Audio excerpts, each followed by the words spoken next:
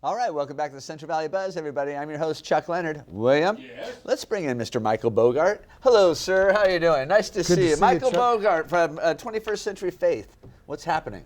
Well, you got a lot of books with you today. Remember last week we talked about, the whole issue of how people translate the Bible and whether translations are accurate and all of that sort of thing. I wanted to follow up on that. Did you think about what I said a little bit? I did. I have thought about it. Yes, indeed.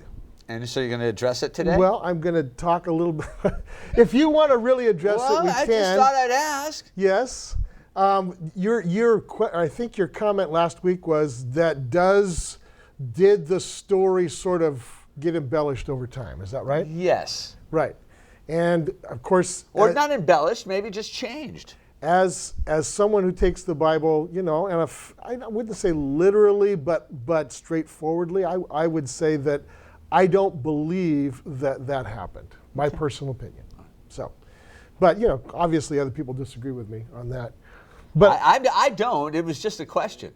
Yeah, you always like to raise those hard questions, don't you? I just make them questions. It's not necessarily my belief. I just think that that someone out there watching might have that same question. So I'm just asking for them. Well, and I think it is the responsibility of a talk show host to sort of make it interesting, right? That's what you do. Well, we'll see. Yeah. I wanted to bring a number of English Bible translations today. Of course, we start off with the old standard King James Version, translated 1611. I think it's an old Bible, that's isn't it? An old Bible. How long you had this Bible? Well, probably 40 years, something Really? like that, yeah. Doesn't seem to be opened much. Well, because I only used it for funerals when I was pastoring. I used it a lot. You only used it for funerals? Why is that? Because older people like the King James. They find it very comforting. They know that, like, if you have them repeat the 23rd Psalm or the Lord's Prayer, they know it in the King James. Mm-hmm. So I always used that for funerals. This is the one they use in court. Probably so, yeah. But it's 11th grade English. Uh-huh. It's Shakespearean English. Mm-hmm.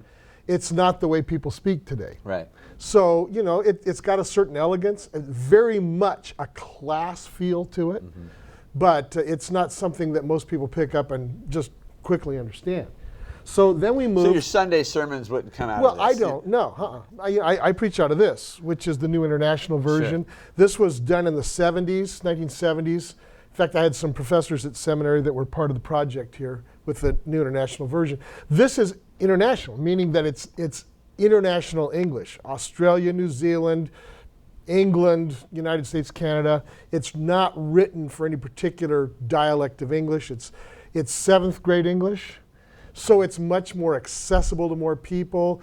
Its vocabulary is I don't feel generic. like English changed a lot from 7th grade to 11th grade. Like it was the same. Well, I don't know what school you went to, but I know what I read in 11th grade was a lot different than what they were making me read in 7th grade. The reading level, obviously. Oh. Yeah, obviously.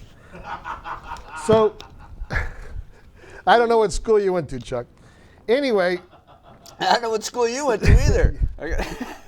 This is my wife's old beat up New American Standard Bible. Let me see that one. This is heavily underlined and all that. Yes. She let me borrow it for today. Wow. But the New American Standard is, if you want an English version that is as close as English can get to the original Hebrew and Greek, Hebrew of the Old Testament, Greek to the New, then the New American Standard is for you. It's very technically accurate, but its English is a bit rough because that's what happens.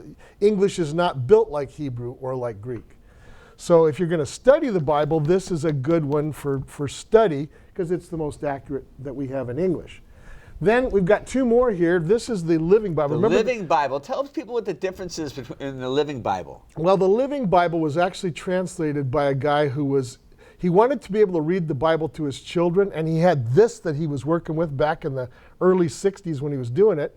Obviously, kids don't relate to the King James, so he translated this on a 2nd or 3rd grade English level. It's a paraphrase, not a translation, meaning that you can be a little more elastic with how things are translated. And his intent was a children's Bible, but remember, you were around in the 70s, right? Mm-hmm. Remember, you used to be able to walk into barely even Kmart. And Kmart's Oh, little, I loved little Kmart. bookshelf. The blue you light always, specials, the sub sandwiches at the register. Absolutely. And always the green living Bibles in their little book section. So actually what happened was, instead of children buying it, a lot of adults bought it and found it very accessible that they could get into Pictures? it. But not so much. This was the one with pictures. This is the good news for modern man. It had the little stick figures in it, remember? No, it does not. It does so. It has stick. It does have little stick figure illustrations in Wow. it. They don't even publish that anymore, but that's another very popular translation that was accessible because it was a paraphrase. Awesome. And so you see, and of course, you know, I'm just scratching the surface here. English probably has 24 major translations. They all have reasons. Like, for example, New American Standard is for study. Obviously, this one's more for just overview reading. NIV is a good midpoint that you can either study from or read. So all of them have their purposes. And people always ask me, well, you know, is there a right translation? Well, there are some wrong ones. There are ones that are inaccurate. But the ones I've given you here are all possible translations, accurate translations, but with different purposes. Watch this. Watch this. You're going to love this.